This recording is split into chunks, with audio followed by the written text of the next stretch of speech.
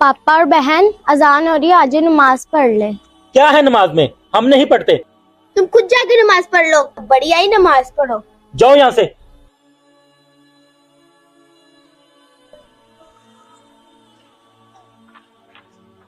पापा, अब इस पहली बार मुझसे बर्दाश्त नहीं हो रही, इसका कुछ करना पड़ेगा। बेटा कह तो तुम ठीक रही हो, चलो इसका कुछ करते हैं।